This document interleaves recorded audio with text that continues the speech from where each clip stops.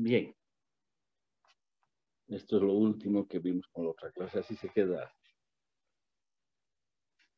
congelado. ¿Ves? Ya. Vamos a ir al principio.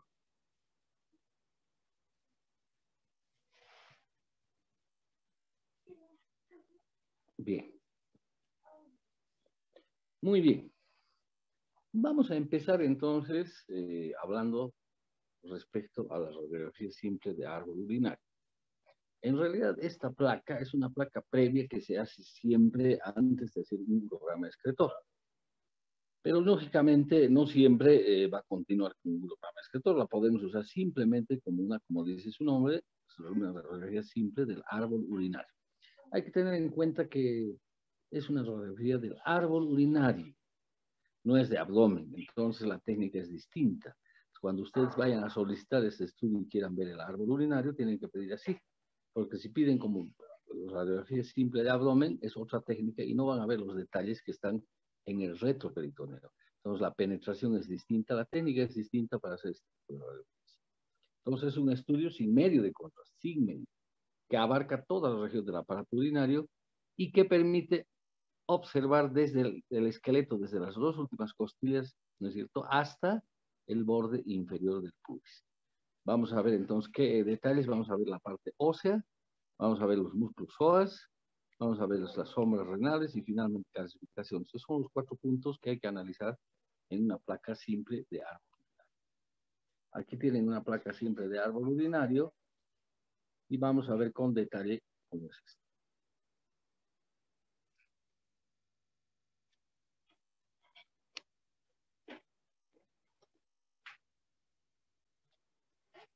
A ver dónde ponemos esto, aquí por el momento. Bueno, en primer lugar, tenemos que saber si una placa está bien tomada. Y para saber si está bien tomada, hay que ver los siguientes detalles. Primero hay que ver los límites. ¿Cuáles son los límites que debe tener una placa simple de árbol urinario? Una placa de árbol urinario deben verse por arriba. A ver, un ratito. Ahora sí. Las dos últimas costillas, por arriba, por abajo del borde del pubis. A los costados tiene que ver todo el abdomen, prácticamente todo el abdomen, ¿ya? Y eso es en cuanto se refiere a los límites. Además, la placa tiene que estar bien centrada, no puede estar a un lado, porque si no, no va a haber parte de los detalles. Ese es el primer requisito, que los límites sean los adecuados. En segundo lugar, que esté bien penetrada, es lo que les decía hace un momento. Una placa mal penetrada no muestra los detalles que estamos viendo acá. Tercer lugar, tiene que estar libre de gases. Aquí se ven unos cuantos gasecitos.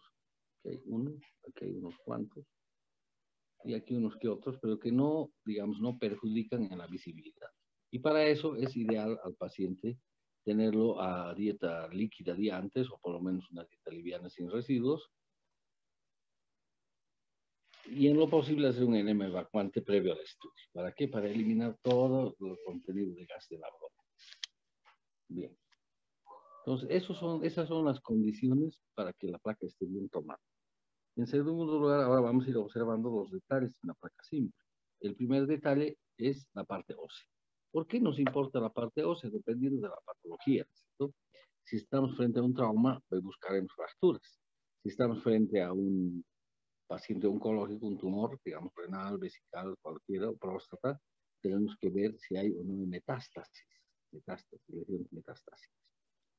Bien, entonces si hacemos un análisis de esta placa es normal. Pueden ver ustedes la columna vertebral totalmente alineada, la cintura pelviana perfectamente dibujada y no hay ninguna fractura. Pero si estamos frente, por ejemplo, a un trauma abdominal o un trauma pelviano y encontramos una fractura pelviana, digamos, sobre todo en las ramas pubianas, acá o acá, ramas de las pubianas, estas fracturas pueden afectar a la vejiga y a la uretra.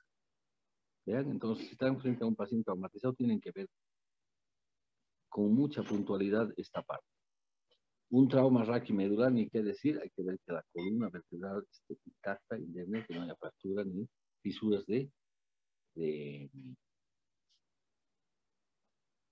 lesiones de las vértebras vertebrales, ¿ya? Creo que ese es el detalle más importante de la parte ósea. Las lesiones metastásicas generalmente pueden ser, son de dos tipos. Las lesiones osteoblásticas,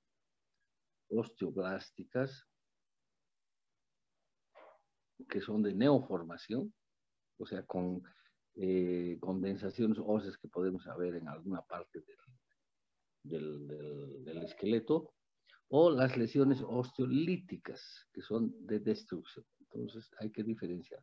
Ambas pueden ser lesiones de metástasis.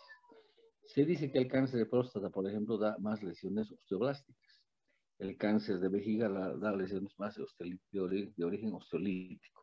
Pero esto es por estadística, no siempre se cumple a la cabalidad de esta regla. Eso es en cuanto a la parte ósea.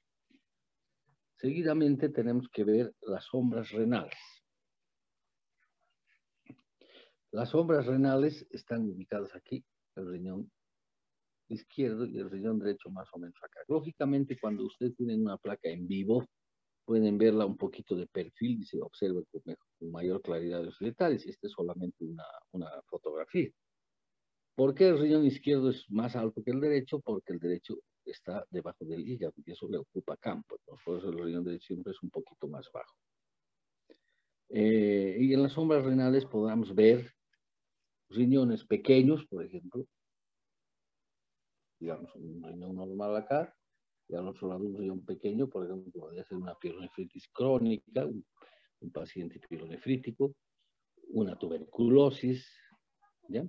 Y si la sombra renal está aumentada de tamaño,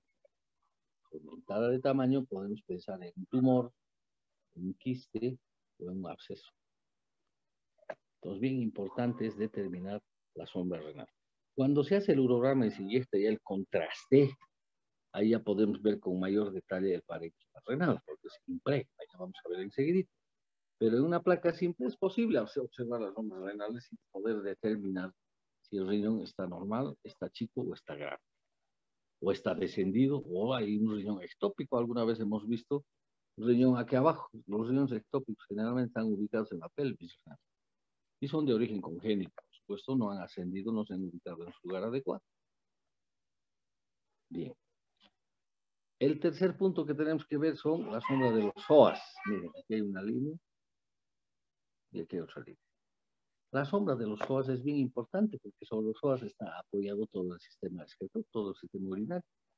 Entonces, la sombra de los psoas, sobre todo a nivel renal, principalmente, pero también en otra parte, en la parte medio, digamos, distal, puede estar borrado los psoas por la presencia de, y también lo mismo, tumores, abscesos o quistes, principalmente tumores y abscesos.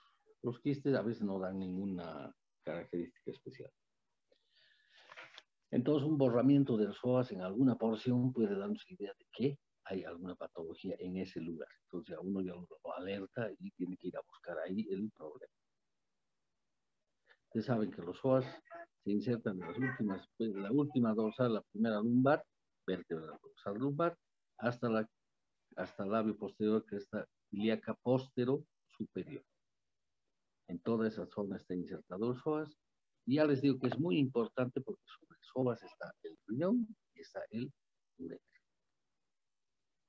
Y finalmente el último punto que hay que ver son calcificaciones. Y las calcificaciones, primero hay que pensar que son cálculos. Primero. Pero no siempre son cálculos. Pueden ser calcificaciones arteriales, pueden ser calcificaciones venosas, que se llaman flebolitos,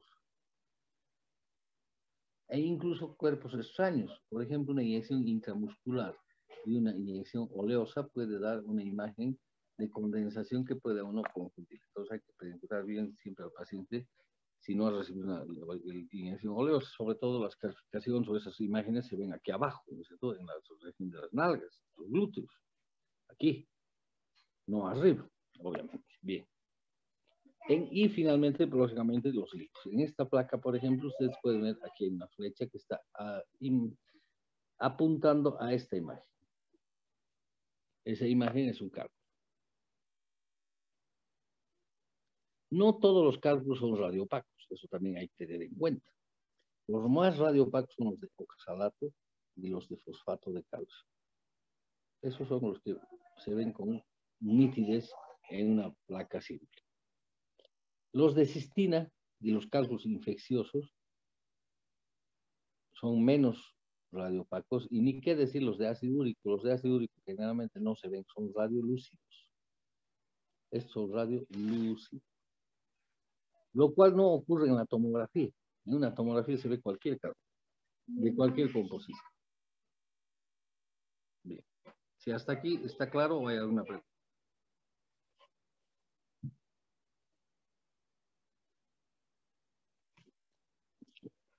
¿Me están Está claro, escuchando? doctor. Está claro, doctor. ¿Hay alguna pregunta? Doctor. Seguiremos. Y a continuación de la placa simple viene el urograma escritor, que no es más que un estudio, es un estudio contrastado del sistema del aparato urinario. ¿Y con qué? ¿Qué contraste se usa? Contraste iodado. Yodado. Esto se ha hecho y se sigue haciendo por décadas y por años. Este ha sido el estudio, digamos, madre para hacer diagnóstico de enfermedades renales. Con la llegada del advenimiento de la tomografía, muchas veces ya se ha, digamos, omitido el urograma escritor y se ha adherido directamente a la tomografía. Por ejemplo, la litiasis es mucho más útil y más rápido, porque una tomografía simple, sin contraste, a uno le puede mostrar cálculos en diferentes partes del aparato urinario.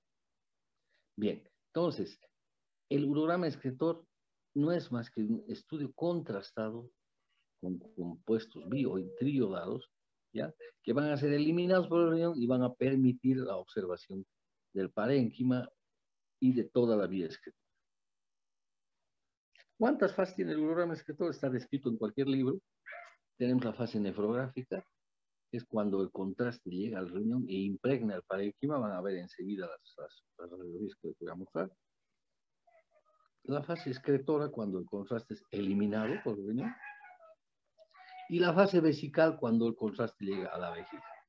Cuando llega a la vejiga, permite pues observar cálculos, permite observar tumores, y además nos sirve para medir el residuo postmiccional. Es decir, le sacamos una placa, vemos la vejiga llena y luego le decimos a la paciente que vaya a orinar y vamos a ver cuánto ha quedado de contraste en la vejiga, si orina o no el eliminado.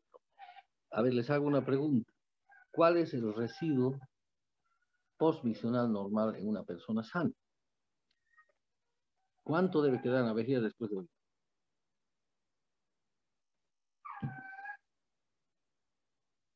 ¿Saben o no saben?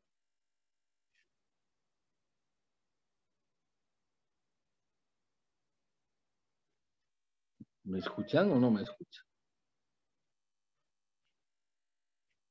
10 ml, doctor. Hasta 50 ml, doctor. Ya. En realidad, el residuo postmiccional debe ser cero. Eso es lo ideal y lo sano.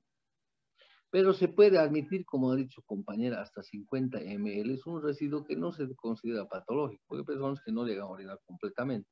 Puede quedar un poquito que no es importante. Más de eso, ya uno puede pensar que hay un proceso obstructivo infravesical.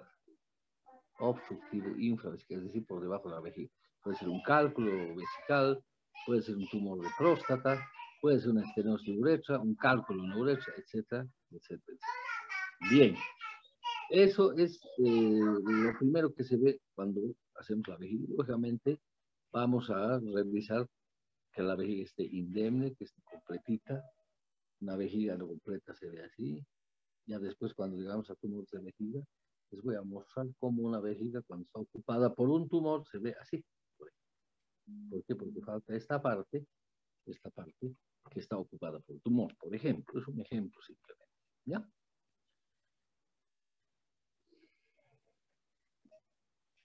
Aquí van a ver algunas radiografías y esto les va a enseñar y les va a mostrar con más claridad. Primero vamos a ver un urograma normal que está a la izquierda de su pantalla. Y fíjense ustedes, después de inyectado el contraste, la fase parenquimatosa. ¿Cómo se ve? Ya bien dibujado el parénquima. Lo mismo aquí. Aquí parece que hubiera una pequeña falla en el primer parénquima renal. ¿De qué origen? Puede ser pielonefrítico. ¿Ah? Ahí se ve el riñón. Y después ya se ve la vía excretora. Fíjense toda esa parte blanquita. Están los cálices superior, medio e inferior. La pelvis renal y el uréter. Los cálices siempre se ven en forma, tienen una forma cóncava. Si un cálice es así, tiene que ser así. No puede ser así, porque eso quiere decir que el cálice está dilatado. Está dilatado. Entonces, fíjense aquí, por ejemplo, en esta radiografía. Voy a bajar un poquito, esto me está haciendo patalear. A ver, esperen un ratito. Ahora sí. Ya. Podríamos agrandar un poco más la imagen. Ahí. Y quiero que vean lo que es un cáliz cóncavo. Fíjense, este es el cáliz.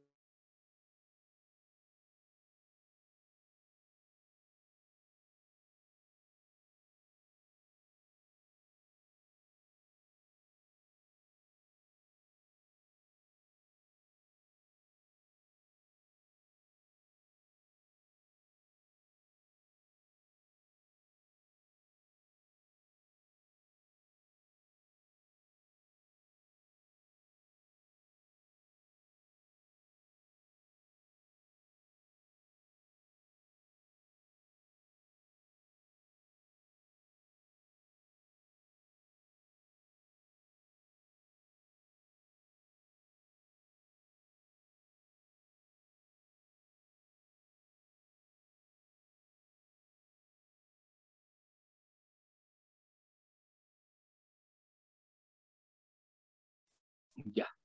Ya hemos vuelto, no se preocupen. Siempre suceden estos contratiempos. Volvemos a la pantalla y volvemos donde estábamos.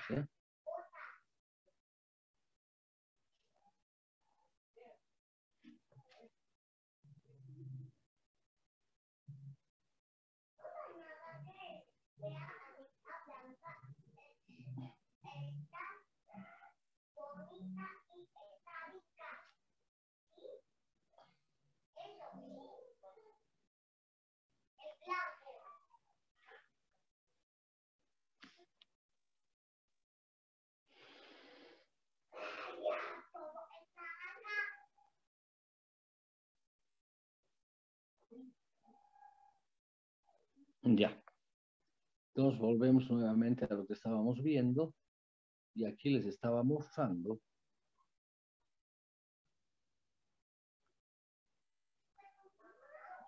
cómo se observa un cáliz.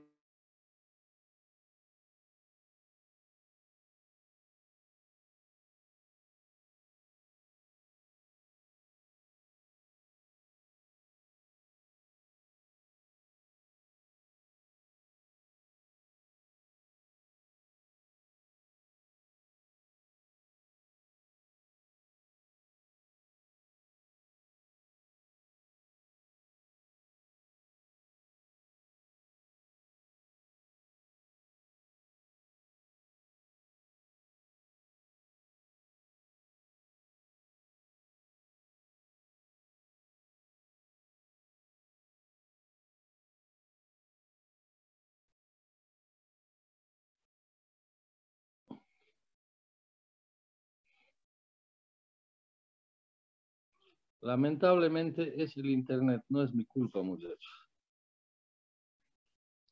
Así es el internet traidor.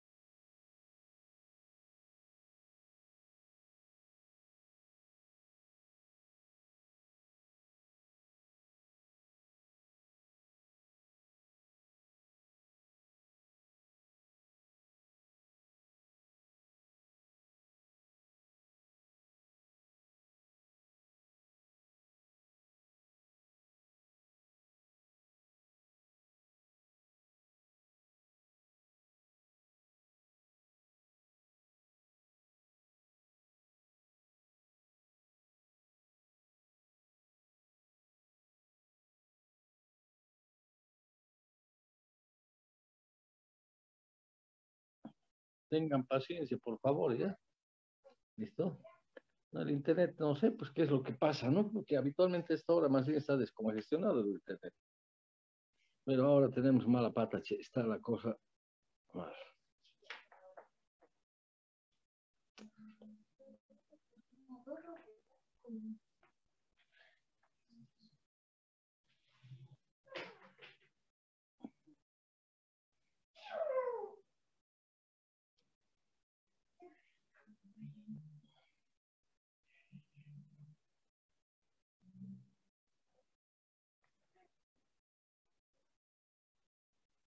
Bueno, les estaba diciendo que los cálices tienen que ser cóncavos o tienen que ser cóncavos y no convexos. Cuando un cáliz está convexo, quiere decir que está dilatado.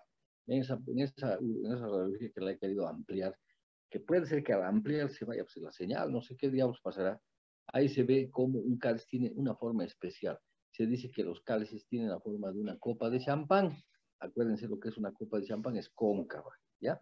Por favor, ese detalle es bien importante. Y en esta placa, a ver, en esta placa se puede observar pues tranquilamente cómo este cáliz medio es cóncavo, es abierto como una V. Fíjense aquí. Ahí, ¿ven? Es un cáliz cóncavo. En cambio, aquí se ve un pequeño cáliz dilatado. Vean la diferencia. Y aquí otro, un cáliz abierto también. Esos son los cálices normales. Luego tenemos que ver la pelvis renal. La pelvis renal tiene la forma de un embudo. ¿Vean? Y luego vienen los uréteres.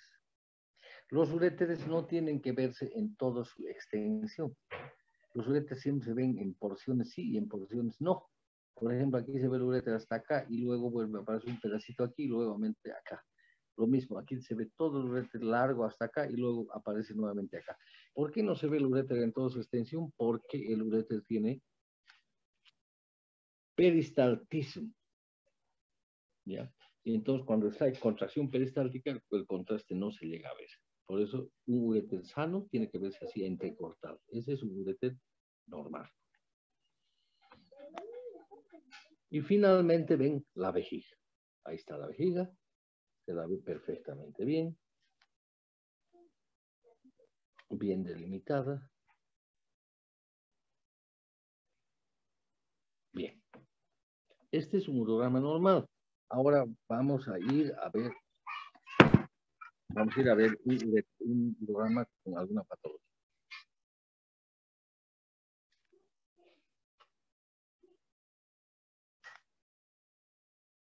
Y es este urograma. Fíjense ustedes cómo se tiñe perfectamente el riñón. Cómo se ven aquí los cálices abiertos en B. Lo mismo acá. Los cálices están bien. Pero fíjense, aquí la pelvis está un poco dilatada y aquí hay una sombra oscura que aparece. Ese es un cálculo, un lito, que está obstruyendo el pasaje del contraste. Luego ven el uréter normal, vean, por segmentos, no todo, lo mismo acá. Aquí ya no se ve uréter. Bien. Esta es una litiasis, por ejemplo. Diferencien entre uno y otro riñón.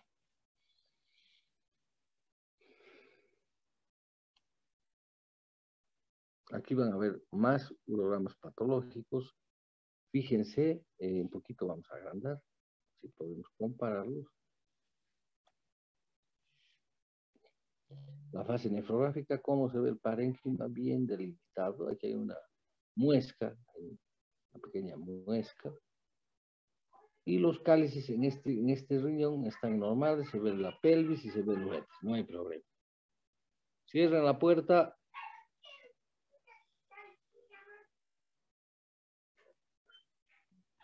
Bien. Aquí al lado ustedes van a ver un riñón ya patológico. Este es el parénquima, evidentemente. Pero vean los cálices. Aquí este es un cáliz pequeño que está bien. Vean, parece una copa. Pero aquí arriba el sistema calicial está dilatado, ¿no? Lo mismo aquí en esta otra radiografía, van a ver los cálices completamente dilatados. Esto ya no es normal, es un cáliz dilatado, ni que hablar acá. Comparen esto, por ejemplo, esto, comparen con esto. Hay diferencia. ¿Está claro o no está claro? A ver, contéstenme. Sí, está claro, doctor. Ya.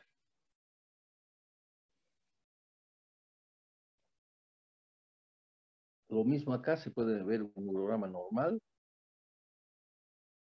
Se observa perfectamente el parénquima. Y se ven los cálices. Todos los cálices están punteados con una línea que delimita el contorno renal y la línea interpapilar. Ahí vienen las papilas renales. Por eso el cáliz es así. Porque acá viene a insertarse una papila. Por eso tiene esa forma.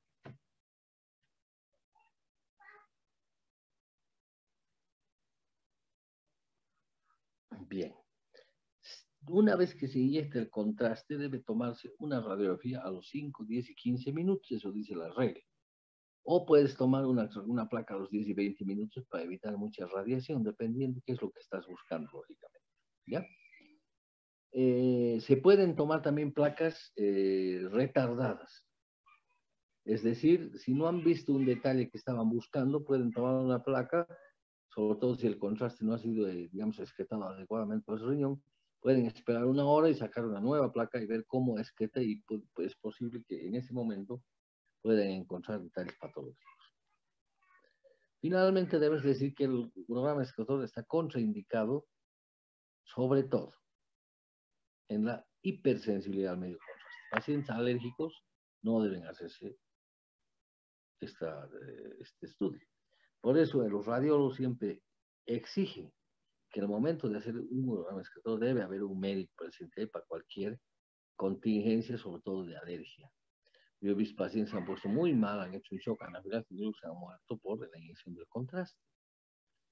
Hay formas de saber si el paciente es alérgico o no, y eso se hace muy fácilmente. Una gotita de contraste se hace gotear en la conjuntiva del ojo, y si esto produce una gran reacción conjuntival, uno puede pensar que el paciente es alérgico, ¿no es cierto? O si no, hacer un abón subcutáneo muy pequeñito y ver si hay reacción o no hay reacción a la inyección. Si no hay, entonces con tranquilidad uno puede hacer el estudio. Lógicamente, los pacientes con antecedentes alérgicos, hablamos de asmáticos, rinitis alérgica, etc., son de cuidado. Hay que tener mucho cuidado porque los pacientes a veces son alérgicos a todo. Hay que tener mucho cuidado en el momento de hacer el estudio. Otra contraindicación es el embarazo. Lógicamente, no vamos a irradiar al embrión ni al feto. No es adecuado. Y finalmente, la insuficiencia renal, porque si el paciente tiene mala función renal, el contraste no se va a eliminar y no van a ver nada, van a perder su tiempo, por un lado. Por otro lado, el contraste es pesado, se precipita en las nefronas y puede causar daño. Entonces, agravar su insuficiencia renal. Bien. Hasta ahí es el urograma excretor. Si tienen alguna pregunta, estoy a su disposición.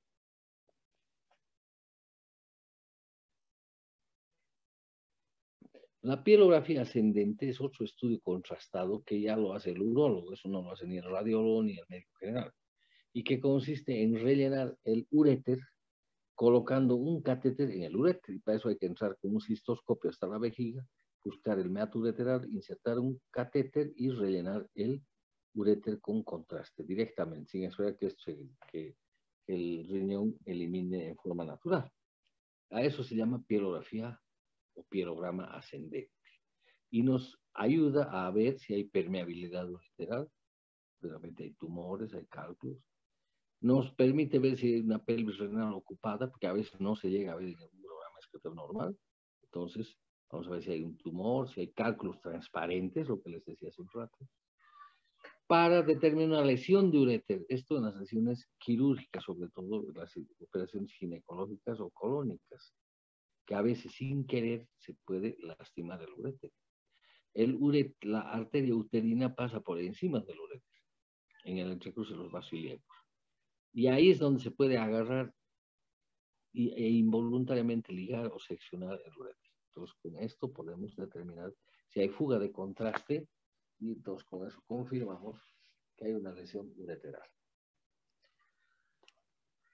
O cuando el riñón no elimina el medio de contraste, estamos frente a un paciente con falla renal, no elimina el contraste y queremos realmente ver qué es lo que está pasando y podemos hacer una inyección del contraste de abajo hacia arriba. Lógicamente, esta técnica hay que hacerla bajo estrictas condiciones de sepsia y antisepsia y quimioprofilaxis. Hay que dar antibióticos para evitar que diseminación de genes y posible sepsis.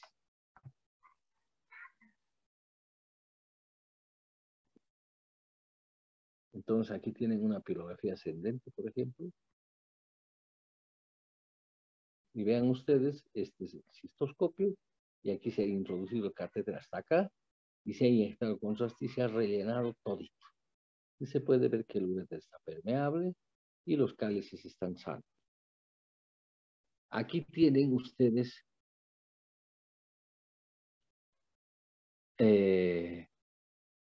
también otra pilografía en la que han metido demasiado contraste. No hay que meter a mucha presión porque los cálices se dilatan y puede causar una sepsis. Hay que tener mucho cuidado al hacer este estudio. En urología hacemos con mucha frecuencia la pilografía. No es una cosa rara. Bien, ¿qué otro estudio tenemos? La cistografía retrógrada. No es más que el relleno de la vejiga a través de una sonda para delimitar su contorno. Y nos va a proporcionar datos interesantes como es la forma de la vejiga, cómo se distiende la vejiga. Lo ideal es hacer bajo control radioscópico. Ver en vivo cómo se va rellenando la vejiga y luego sacar las radiografías que le parezcan convenientes. La falta de relleno, medición del residuo postmiccional y la indemnidad de la pared de la vejiga. Sobre todo esto en trauma. Fíjense en esta placa.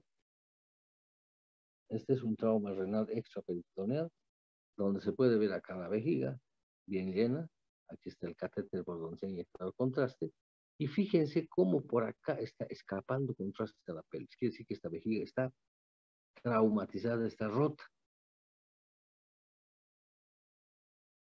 Entonces, frente a la sospecha de un trauma de vejiga, lo primero que hacemos es, aparte de la ecografía, por supuesto, que es la madre de todo, hacemos una cistografía retrógrada para comprobar la lesión vesical y ver si no es una lesión extra o intraperitoneal. Cuando lleguemos a trauma vesical, vamos a ver placas donde se pueden observar vejigas traumatizadas extra o intraperitonealmente.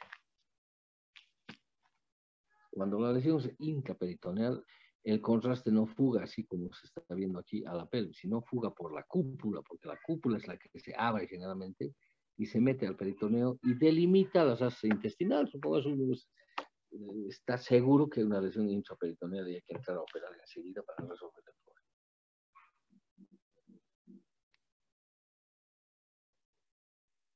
problema.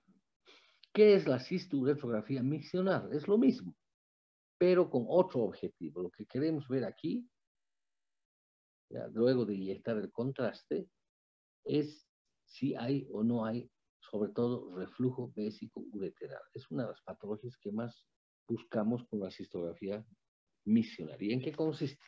Se pone una sonda, se llena la vejiga con contraste, se retira la sonda y luego se pide al paciente que orine. En el momento de la micción se saca la radiografía o se mira por radioscopía y se saca la radiografía, por supuesto. Y ahí podemos encontrar lo que es el reflujo. Por ejemplo, esta vejiga está llena y está reflujando el contraste a ambos riñones. Miren ustedes. Esto ocasiona, por supuesto, daño renal. Los pacientes con reflujo terminan con daño renal. Si es bilateral, pueden terminar en insuficiencia renal. Esto es muy importante, sobre todo en los niños. En los niños se ve mucho. En los niños. En los adultos menos, pero en los niños sí se ve, y son causas muy frecuentes de infección del tracto urinario.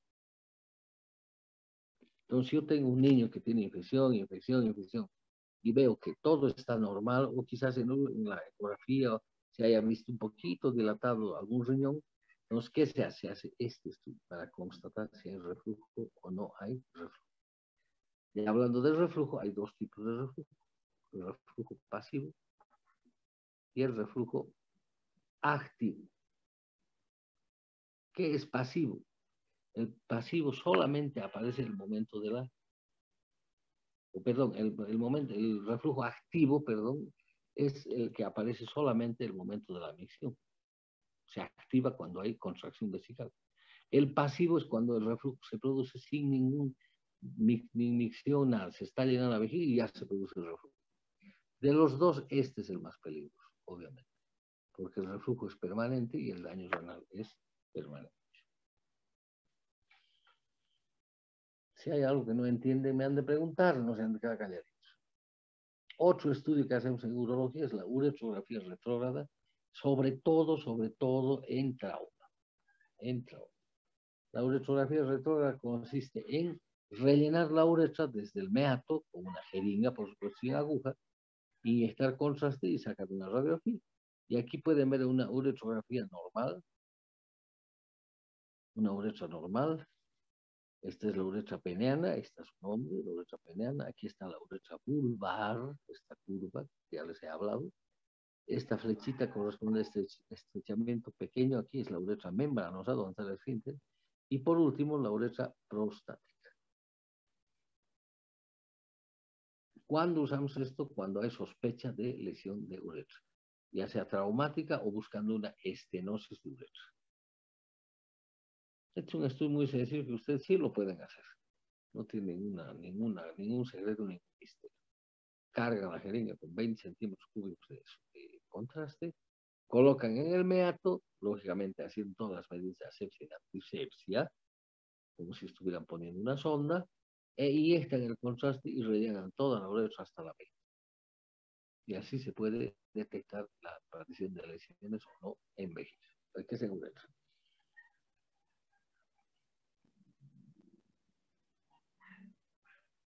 Todos estos estudios, por supuesto, están contraindicados cuando hay un proceso inflamatorio de la uretra, de la vejiga o de la próstata. Imagínense, un paciente con uretritis no le pueden hacer una uretrografía, van a diseminar los gérmenes. Un paciente con prostatitis, lo mismo, con cistitis, está contraindicado. Eso se hace cuando no hay eso.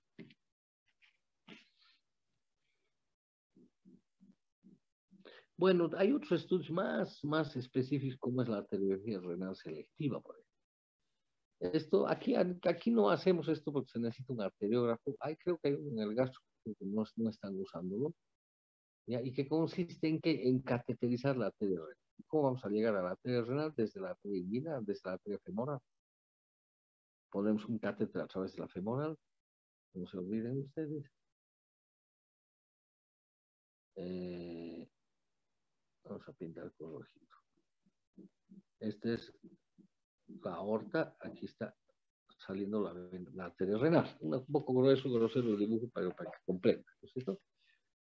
La aorta se divide en dos ilíacas y cada ilíaca se divide en interna y externa. Eso, acuérdense. Y la externa continúa con la arteria femoral. Entonces, por aquí es donde se mete el catéter. Por aquí. Se sube bajo la visión radioscópica hasta llegar al ostium de la arteria renal. Y ahí es donde se inyecta el contraste para ver selectivamente las arterias renales.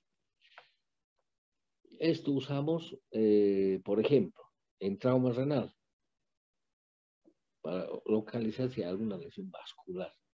Un trauma renal puede dar una trombosis de la arteria renal y de repente la arteria está tapada. Entonces, para esto rápidamente podemos hacer una arteriografía renal y reparar esa trombosis, ¿no es cierto? Destapar la arteria.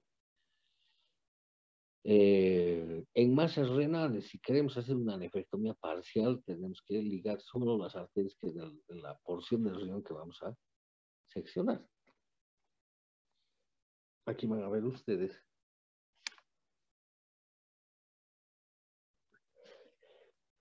una arteriografía renal.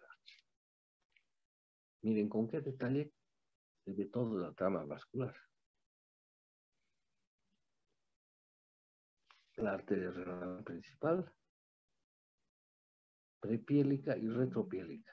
Hay dos ramas, una que va por delante de la pelvis, otra que va por detrás, y cada una tiene sus ramas, ¿cierto?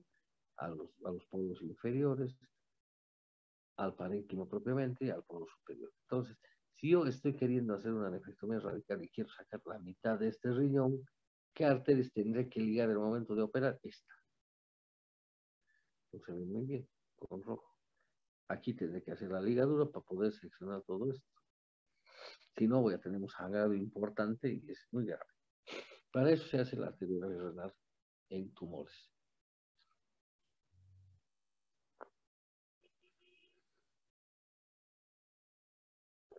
La cabografía ya no la hacemos porque la cabografía está suplida ya por la tomografía.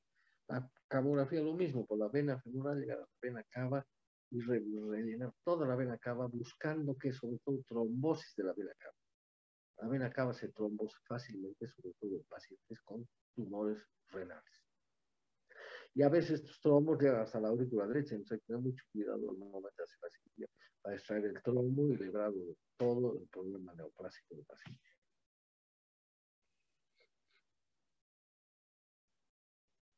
Bueno, la venografía no la usamos y finalmente llegamos a este estudio tan importante que es el estudio, pues yo siempre digo el estudio madre, ¿no?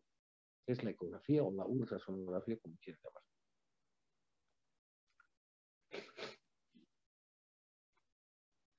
Es muy útil no solamente en urología, en todas las especialidades, es muy útil, pero en urología nos permite ver todo esto que está escrito. Masas renales, perirrenales, trauma renal. Cuando hay un paciente politraumatizado, lo primero que hacemos es una ecografía.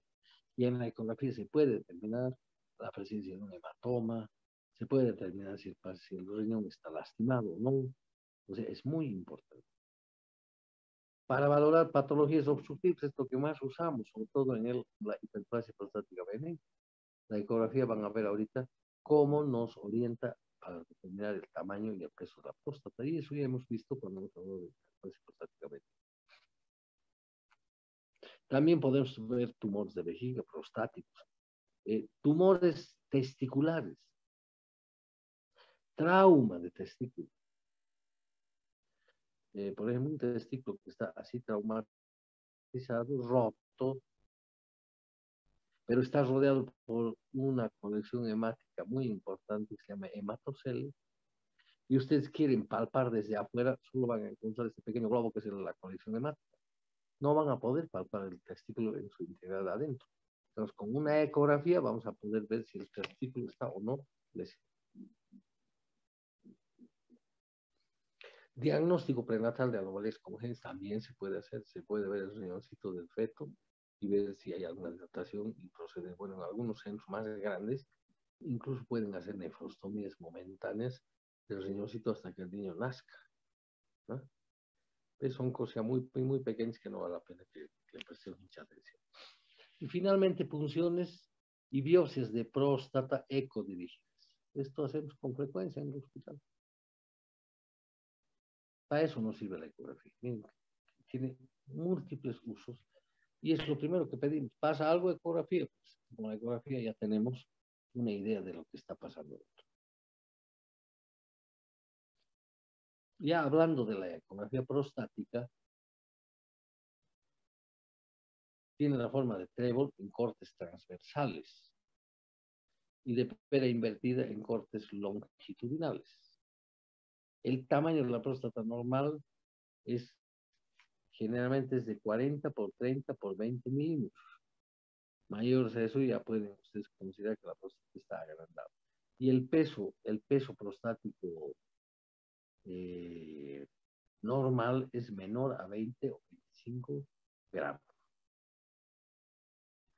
va a permitir ver los contornos si son regulares y la estructura globalmente homogénea y ligeramente ecogénica, además de aisladas microcalcificaciones que es propio de una próstata ya de una persona mayor. Esto yo les he preguntado en el examen. Si tenemos una próstata de 40, diámetro transversal, longitudinal de 60 y anteroposterior de 40 otra vez. ¿Cuánto pesa esta próstata? ¿Cómo sacamos? Nos multiplicamos los 3 diámetros y ese resultado lo dividimos entre 2. O multiplicamos por 0,52, también es otra forma. El mejor es dividir entre 2. Como está en milímetros, tenemos que sacar en gramos el resultado. Entonces, si hacemos el cálculo así, nos va a salir en miligramos. Para que salga en gramos, tenemos que reducir pues milímetros a centímetros. ¿Cómo reducimos? Corremos un cero la coma. No, sería 4 por 6 por 4 centímetros. ¿Ven? Multiplicamos. 4 por 6 es 24. Por 4, 96. 96 dividimos entre 2. Esto nos sale ¿a cuánto? A 48. Listo. Ese es el peso prostático. Miren, tan facilito. Ahora, lógicamente, los ecografistas saben calcular y les dan a ustedes el peso prostático aproximado. No se olviden que próstatas, el grado de peso prostático, que lo vamos a ver enseguida, es así. No sé si estaría posible. Aquí está. Se dice que normalmente ya 20-25 gramos, ¿no es cierto? Grado 1, cuando el aumento del peso normal de la próstata es un aumento del 50% de su peso. O sea, si pesaba, tendría que pesar 25 o 20, entonces está pesando 30 o 35, es más o menos el 50%. Grado 2, aumento del 100% de su peso normal, o sea, se ha duplicado su peso. 100% es duplicado. Grado 3, 150 y grado 4, 200%. Esto hacemos una correlación con el tacto rectal y decimos que el grado 1 corresponde al tamaño de un limón, porque normalmente la próstata tiene el tamaño de una nuez. Grado 1, limón. Grado 2, durazno. Grado 3, naranja y grado 4, melón. Miren, así fácilmente ustedes pueden determinar y imaginarse, porque el paciente o el médico a veces toca, si es un grado 2, pues ya más o menos ustedes dan una idea de que es el tamaño más o menos de un durazno, ya es una próstata importante.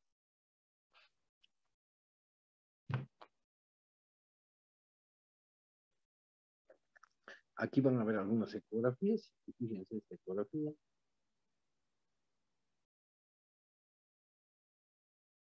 Se ve perfectamente dibujada la próstata. Lo mismo. Acostúmbrense ustedes a ver las ecografías, las fotografías. No vean los informes. Primero vean la fotografía. Hagan su diagnóstico ustedes. Y después confirmen o correlacionen con el informe que les manda el ecografista. ¿Eh? Eso es bien importante. Y aquí arriba, si ustedes se fijan, está la vejiga. ¿Eh? Esta es la vejiga. Siempre para hacer una ecografía prostática, el paciente está con vejiga llena. Si no, no va a poder ver la próstata. Es difícil. Si la vejiga está llena. No se olviden de ese detalle. Por eso el ecografista lo primero que les dice al paciente, muy bien, vaya a tomarse un litro de agua y vuelva de media hora. No. Y ha pasado que los pacientes a veces han tomado tanto, han exagerado, que se hacen veces, se orinan encima y listo, ya no puede hacer la ecografía. También esté de cuidado con esa parte, ¿no? Aquí tienen otra ecografía prostática, lo mismo.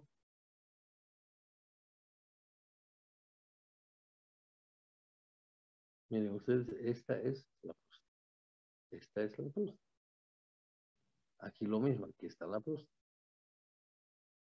Y fíjense aquí, hay un redondito periférico perfectamente dibujado. No es más que el globo de la sonda. Es un paciente con catéter permanente. Y acá, en esta vejiga, a ver, vamos a agrandar un poquito. Van a ver ustedes un detalle interesante. Esta es una vejiga como si le hubiesen dado mordiscos en todo su borde. Es una vejiga irregular, probablemente infiltrada por un tumor. Este paciente, por ejemplo, necesariamente tiene que ir a hacerse una cistoscopía y descartar o confirmar el diagnóstico. Bien.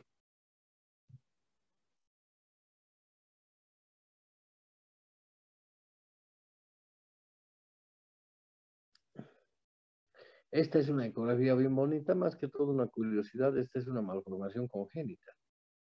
Es lo mismo acá y acá. A ver, veamos acá primero. Esta se llama vejiga, es una vejiga neurogénica en reloj de arena. Miren, la vejiga es todo esto. Aquí hay una porción que se comunica y vuelve acá. ¿Eh? Aquí se puede ver, por ejemplo, un uréter totalmente dilatado. Rara vez se ven esto. Y finalmente, la misma vejiga en un reloj de arena. Aquí está la vejiga. Aquí hay comunicación. Y vuelve a formarse toda la vejiga. Acuérdense que un reloj de arena es así.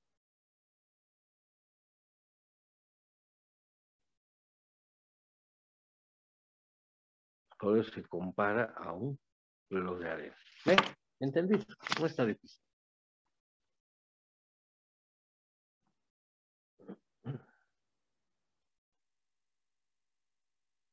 Seguiremos viendo. Aquí hay otra próstata grande, fíjense.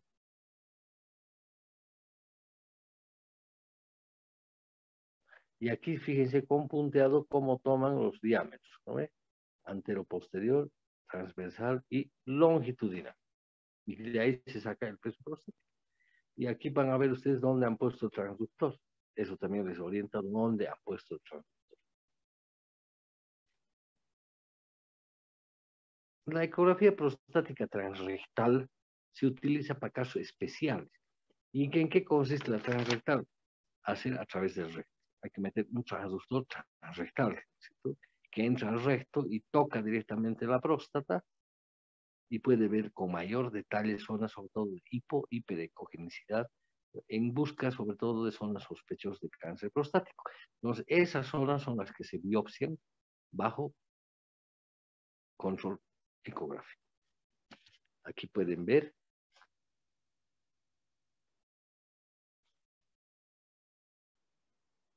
Esta es la próstata. Aquí se ve el recto, ¿ven? Aquí está el recto. Y aquí está la próstata. En esta ecografía pueden ver un detalle, aquí hay un quiste. A veces estos quistes no significan nada, no tienen, pero en todo caso, si tienen un paciente con un antígeno prostático elevado y están en busca de focos de cáncer de próstata, pueden tomar biopsias de todas estas zonas sospechosas, que pueden ser hiper o hipoecogénicas. Y lógicamente, el medir la próstata podría estar más exacto que hacer una ecografía transabdominal, porque el transductor llega directamente a la próstata. Y si fijan ustedes aquí, aquí están las medidas, ¿ven? 3.7 por 2.6 por 3.7. Ese es el tamaño prostático. Más o menos, ¿cuánto pesa esta próstata? Yo les digo. Digamos, 4 por 3, 12 por 3, 36, 18 gramos. Es el tamaño normal. A ojo de buen cubero, no estoy haciendo décimas ni centésimas. La ecografía renal les demuestra también perfectamente lo que es el riñón. Miren. La línea blanquecina que ven aquí afuera es la cápsula renal. Esta línea blanquecina que ven acá, bien delimitada. La voy a borrar para que la vean. La zona oscura es el parénquima. Voy a borrar. Y la parte blanca de aquí adentro es el sistema pielocaliciar. Tiene que verse así blanco, compacto. Y no como en esta otra ecografía, fíjense cómo se ve totalmente abierto, con un hueco, como un agujero. Este es un riñón dilatado. Es muy fácil verlo dilatado y muy fácil reconocer.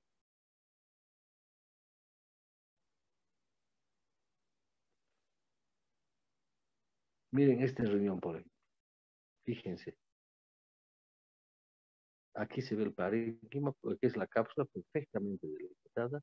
El parénquima y aquí adentro tiene una zona grande, hueca, si vale el término así en términos criollos. Ese es un riñón dilatado. Lo propio acá. Donde está la flecha, ahí se ve la gran dilatación.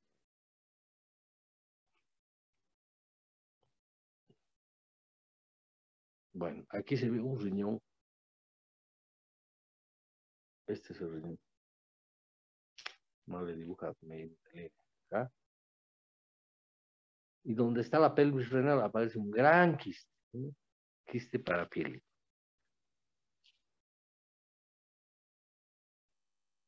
Y aquí van a ver un detalle bien interesante. Esta es la cápsula renal. El parénquima y está medio dilatado este riñón. ¿Por qué? Porque aquí aparece una condensación. No es más que un cálculo. Ahí dice lito. Lo mismo se ve acá, ¿ya? ¿Sí?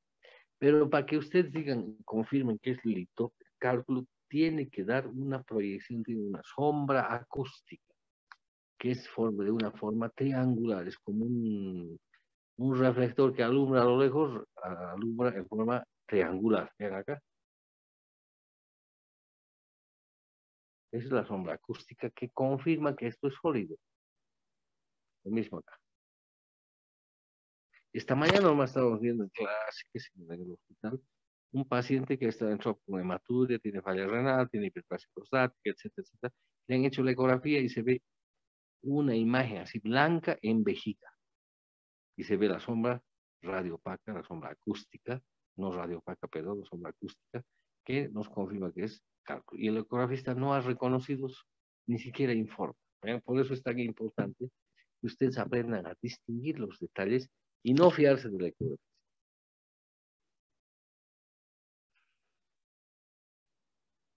Miren, por ejemplo, comparación entre dos riñones. Riñón normal, sistema captilocaliciar, blanquito, compacto, y el riñón derecho no, tienes una boca entreabierta acá. Este es un riñón dilatado.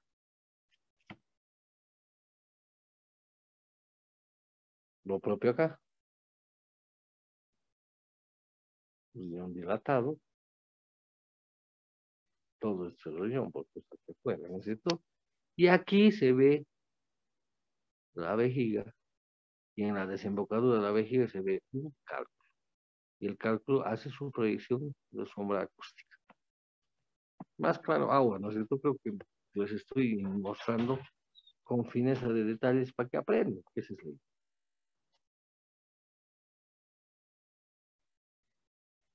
Bien.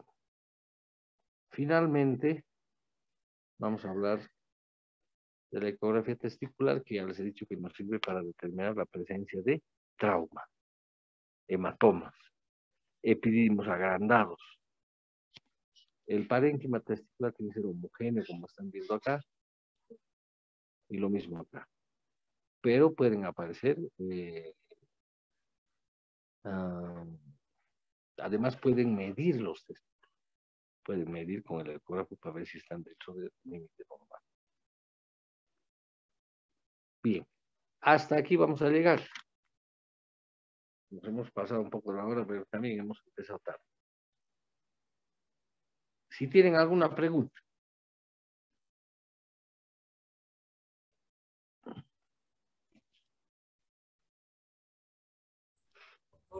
Doctor, buenas noches. Sí, La imagen más fuerte no oigo. doctor, la imagen que nos mostró de los riñones dilatados, ¿nos podría otra vez mostrar, por favor, cómo hay que verificar que está dilatado, que tiene litos? Claro, les vuelvo a mostrar las radiografías. Aquí está la comparación, ¿ves?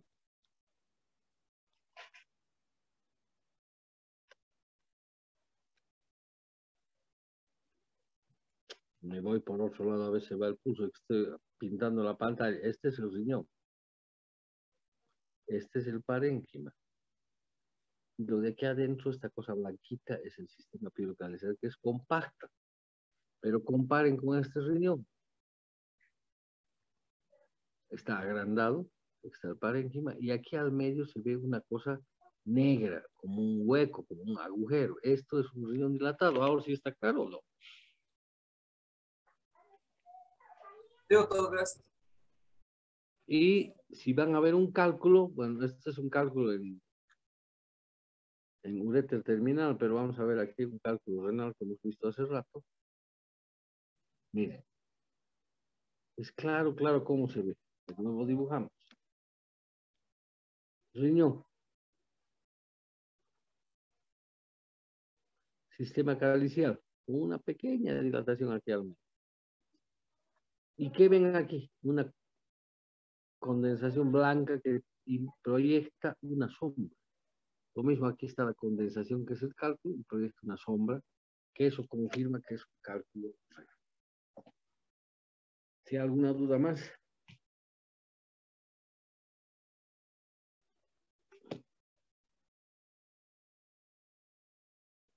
Bien. Por favor, el viernes a las 6 de la tarde, ¿ya? Vamos a pasar a clase, 6 de la tarde. Está bien, doctor. Bien. Muy bien, señores. Entonces, hemos hecho una clase un poquito larga y a veces uno un poco se fatiga también, ¿no? Tanto el que enseña como el que aprende. Pero creo que el que enseña es el que más se cansa, ¿no? En todo caso, obviamente. Entonces, el viernes 6 de la tarde empezamos nuestra clase práctica. Y la próxima semana ya empiezan con sus disertaciones, o sea que vayan preparándose. ¿De acuerdo?